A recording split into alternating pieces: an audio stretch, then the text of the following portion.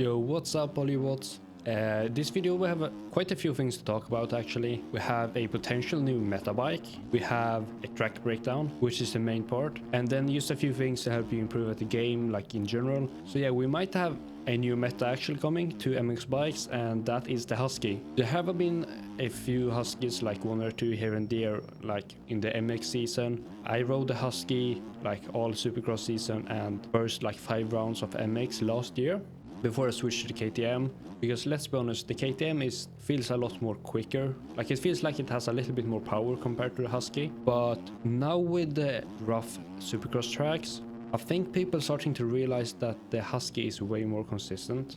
At least in my opinion. Like the suspension is just so damn fucking nice on the Husky, which is why I have ridden it like almost at least half of last year. Like the suspension is so much better compared to the KTM on the Husky, but it lacks just a little bit of power. So I think it's actually in a way kind of balanced. Like the KTM is a little bit more power, the Husky works a little bit better, is a more consistent. So like you can choose kind of what bike you want to do depending on your riding style. So there's potentially 2 bikes that we're going to see in Supercross now, which is way more exciting than you seeing KTMs, to be honest. But I mean, it might just be that everyone switches to the Husky now to use to follow like the group or whatever. I don't know. But yeah, let's move on to the track itself.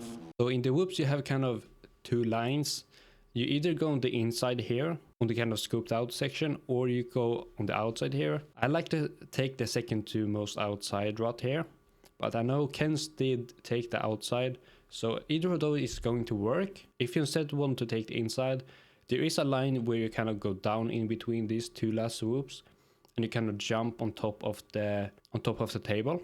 I can't really do it consistently, but I know some people can. Otherwise, if you go on the outside, you can skim the whoops perfectly fine. But the thing you want to make sure is on this last whoop that you kind of land on top of it with your front wheel high. You don't want to get your front wheel down in between the whoops here, because that is going to send you up and into the jump phase on the double. But keeping your front wheel on top is going to let you to get down, and then you have enough time and speed to get the double lines. And then you can just hit this section normally, or you can wheel it a little bit on the 250 as well. It's kind of fun to do. Next up, I want to talk a little bit more like about the ruts specifically. On the ruts before the whoop section, those are not as steep and not as difficult. Some of the ruts are a little bit more difficult and steep, and the thing you want to make sure is that you enter at the very beginning, and you want to kind of angle your rider in the same like angle as the rut itself. And the thing with these ruts that some rider builds is that they're kind of steep. Like you can see they're going kind of almost straight up here. So you have to be leant over kind of a lot. And then once you get in the rut, you can see I'm having no gas here. But once I get into the rut, you can start to accelerate. And you can actually have quite a lot of throttle. You can see about here, I'm actually almost full throttle. Here I'm getting full throttle. We can look at this rut as well. You can see I'm coming in at a like same angle. And I'm going kind of slow here. So this corner is a little bit tricky before the table here. Yeah, coming in at the same angle. I'm actually a little bit on the throttle already. And you can see like here I'm full throttle. Like you want to squeeze the throttle a little bit, but like these ruts hold you really well once you get into them. So focus on getting into a rut, then you can get on the throttle. And you can be quite hard on the throttle, like it doesn't really matter. Because as you can see, these ruts are super high and super steep, so it holds you kind of well. But you gotta make sure that you're leaned over a lot and that you push your bike, like you push your steering stick, the left stick. You want to make sure that you keep your bike inside the rut as well. Because when you use your throttle, the bike is gonna go up. So you have to like be ready and counter with your leaning and steering. And on the jump before, you can see these ruts are kind of big. And the problem isn't the ruts themselves necessarily. It's mostly that you have a lot of traction on your side tires. So it's super easy to like cross the rut or like accidentally hit the side of the ruts and basically catch it with your tire, get a grip and get weird.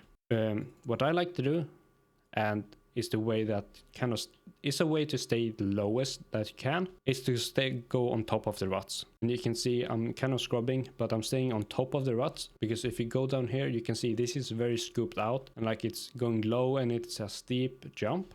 Here it's more flat, which means that you're gonna fly lower, which means that you're staying low to the ground and you are going to go faster. The most important thing is that you choose a place to go and actually commit to that place, because if you start to hesitate, like so you go somewhere in between, that is when you are going to crash.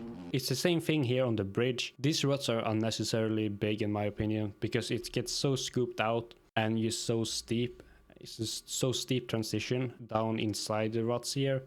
And they're so tight together, so it's super easy to catch your side of the tire on the ruts here. So the best bet is here is to actually go on top of the ruts. Like I found that the left side is very consistent. Otherwise, like any of these ruts would do, just don't go in between them, because you're probably gonna catch the side of the tires, or you're gonna get a really weird jump because it's so steep transition here. So as for this tricky section here, the long rhythm section on the far end, I like to just do a little bit scrub, just trying to stay as flowy as possible and get the front end down a little bit to catch the landing here, because you have to get this landing very clean to be able to get a triple out.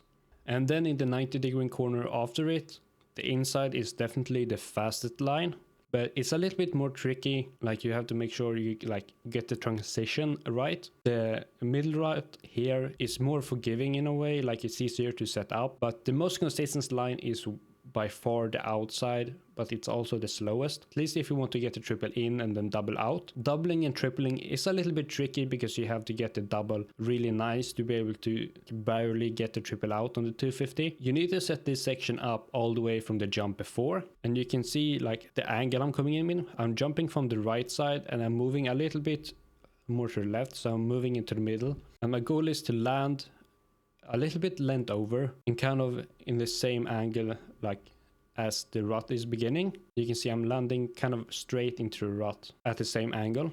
Then you can see I'm riding on the rut and I'm going down a little bit, and I'm actually straightening the bike up so I can get the triple nice. The thing you don't want to do is stay on top of the rut and cut down around here, because then it's just such a steep like transition, so your suspension is basically gonna just blow out. And you basically want to do the same on the inside here. And then after that, before the tire tap, I like to take the inside, either the very inside here or this line here.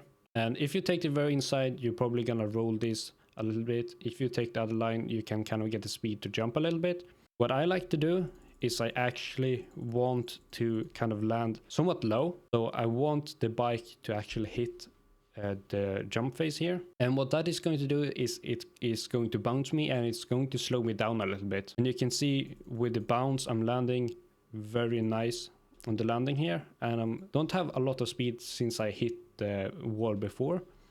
And then I can just focus on actually like really getting in to the corner here, as I talked about before. Get into the corner, then I get on like full throttle almost, and just trying to push the bike down. If you go on the inside here, you're probably gonna roll this, and then it could be a good idea to actually case this jump a little bit with your rear tire, because when you case a jump with your rear tire, it's going to slow you down, but if you only hit your rear tire, you're not gonna crash. Yeah, I hope that helps you with the track breakdown, and give the Husky a go. Like, it's actually good. I really like the Husky. Yeah, watch out for more track breakdowns in the future. I will do for every single track this Supercross season. So yeah, just have a good day.